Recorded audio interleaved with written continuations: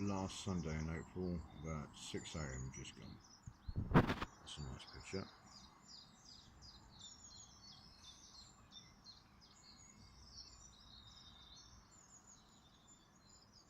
It's out towards Pontardawe, looking over the Havard, Morrison on the hills up on the left. Anyway, reason I'm here.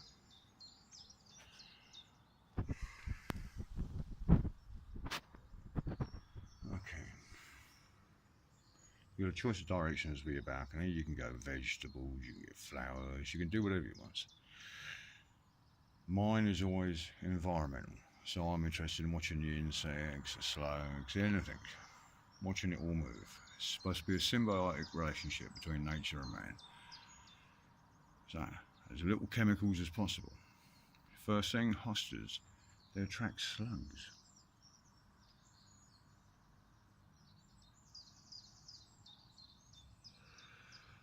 Always slugs. Once a year I have a cull. In other words, a month or so back, I put loads of slug pellets down, cleaned underneath most of my pots, removed all the slug pellets, didn't clean underneath the silver pots or the pots further up on the left. Anyway, back to slugs. Slugs do not want to eat your plants, they're all starchy.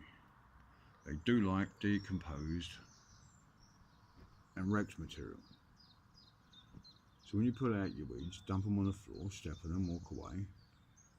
The slugs will go for that before they go for that. It's easier food. It's pre-diet. It's almost half digested because it's rotting down. Nooks and crannies. The stones are there to catch the dirt and retain the humidity. Use your area. Now my balcony slopes from the left to the right, so it drains underneath here. So I've got loads of stones catching all the dirt, so I don't have to go down the drain to sort that out. And I'm on the 10th floor, so I don't want to inconvenience my neighbours. So I'm never going to make this the dry end because the water drains this direction. Oops, finger in the way. I'm so good at this. My environment is a bit windy and a bit bleak, so what I needed was to confuse the wind so it doesn't rip through my plants. That is honeysuckle. Grows rampant in Wales. And that's the side cover. Salvia nemorosa.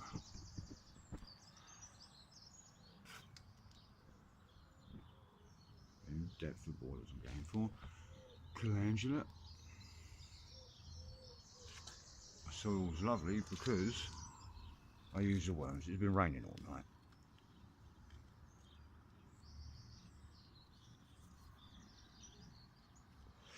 All my soil started off the same mix as this. You can see this has got a browny tint to it because it's cocoa coir, so it's about 10% soil. I don't want to be lugging up bags and bags of soil. So dehydrated cocoa coir. Look at that, it's coconut shell. It's lovely.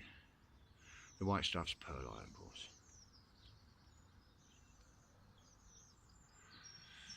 Yeah, there's old calendula bulbs. No, dahlia bulbs, beg your pardon. But they haven't started growing yet. I don't seem to have. Can't find any shoots, there's an old stem there. But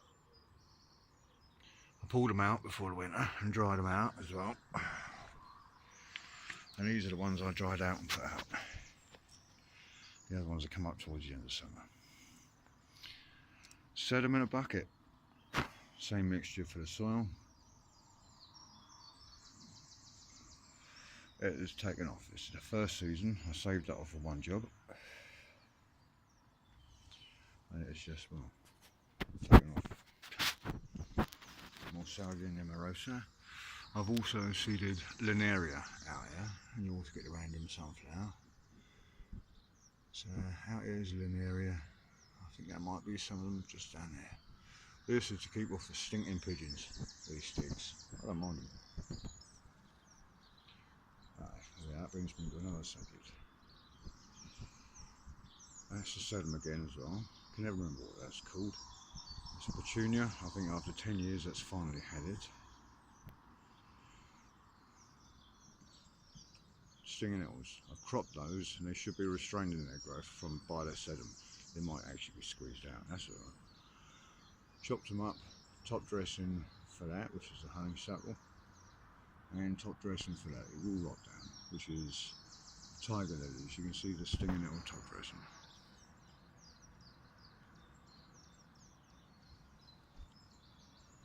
We're trying to fit in so much information. Old daffodils, I'm only using those for cover now, really. Stop these other ones getting trampled. It's kind of an experiment, see what these old dahlias do and calendulas together. Dahlia's doing fine. It'll root deep as well. You can just about make out a stem over the other side there. Tiger lilies. Ginger lilies, beg your pardon.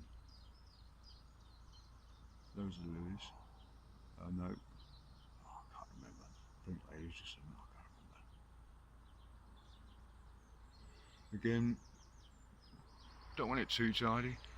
This lavender is eventually going to go, and at the back from work I have a buddleia, which is taking off lovely.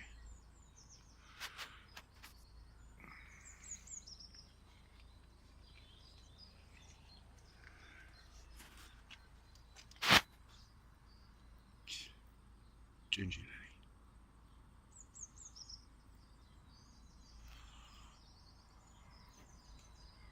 More stinging nettles in there.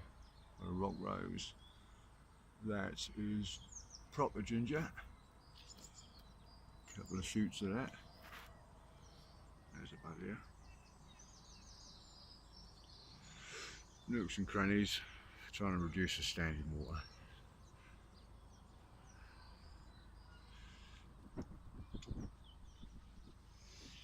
A couple of years back I had an ant's nest that moved from down there up to there. Well, daffodil bulbs had to go because I was not sorting through an ant's nest to pull them out. Now the wasp's nest in that bird's, the old bird's nest over there. I put in an eggshell with pepper in it and a couple of cloves of garlic and onion. Didn't want to kill them, but I just wanted it uncomfortable for them, so they shifted off. They did. We went down that drain.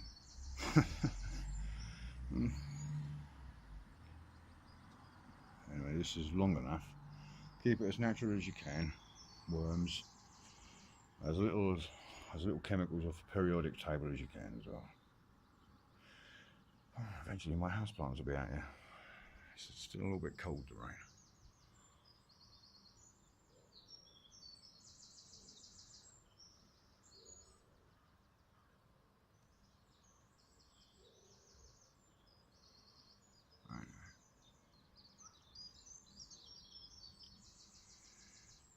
I've got plants to do indoors as well. But it's always something I forget.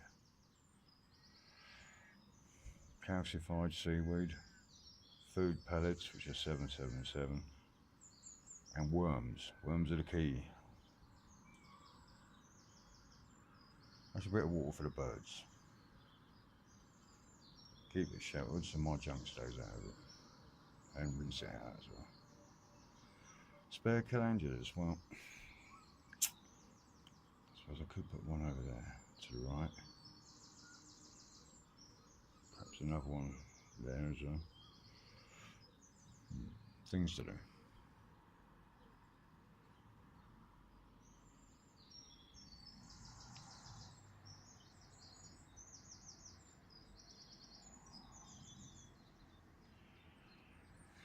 Repotted that, and you can see I've just top dressed it as well. There we go. I'm done. Garden isn't, it's just starting. We're supposed to be gardeners.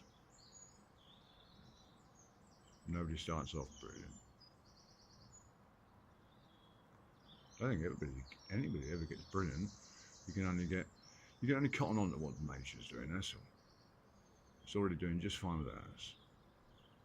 So I can cotton on to a little bit, so can other people.